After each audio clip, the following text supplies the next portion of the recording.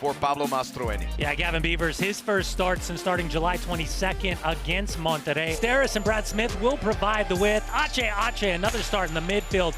Kowalczyk, we'll see if he sits a little bit deeper or pushes a little bit higher. Confidence and momentum, Max Bretos. If there's one thing we've learned over the years in Major League Soccer. We are underway. The Dynamo with possession in a charcoal black. Diminutive size, low center of gravity, wants to get on the ball. Look, he's constantly asking. He's putting his right hand out. He's saying, give me the ball, I want to be an influence. Ibrahim Aliou. Oh, good cross. Clicked by Herrera, covered by Beef. I mean, there's no humidity, but the altitude could impact the players in that second half. But again, impact subs for the Houston Dynamo available for Ben Olsen off the bench. Franco plays Smith. Baird positions himself, stretch away from Silva, and converts at the far post. He has been an absolute revelation playing at the top of the attack after bouncing around several positions for the Dynamo, but he's home and he's scoring again, his 5th in MLS.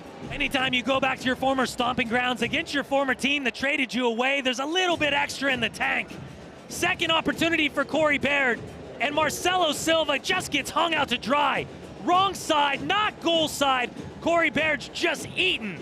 Nothing that Beavers can do about it. And the former Real Salt Lake homegrown product gets the Houston Dynamo on the board. Bodie Hidalgo. Didn't know this, he changed his name in 2020. It was Bodie Davis, changed to Bodie Hidalgo. Nice little pivot there by Masovsky. Gets a shot on target, that's something for RSL. I really think his movement's causing a bit of problems for both Justin Glad and Marcelo Silva. They're worried about the pace and the stretching ability of Corey Baird. Kowalczyk just keeps dipping in front of him, but beyond the two central midfielders. Oh, it's taking a weird hop, and it's in the back of the net!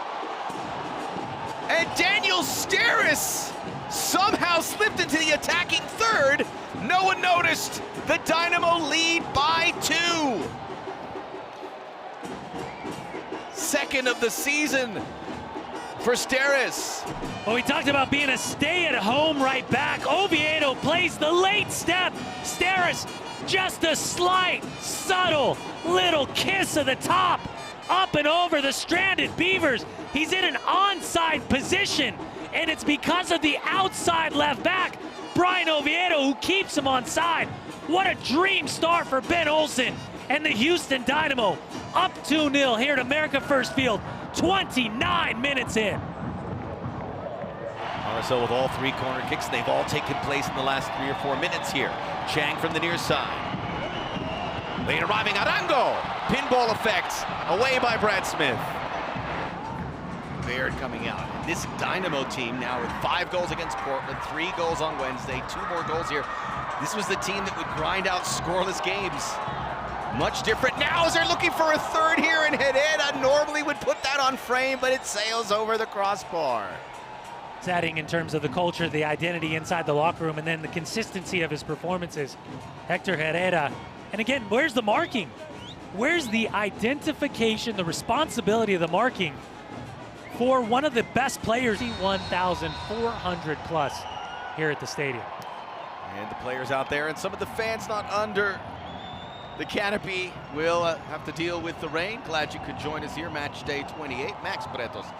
And it almost plays into the ability of the Houston Dynamo, because they're looking for that third goal, and at the same time, they're very willing to sit, absorb, and then look to hit with the player profiles that they have.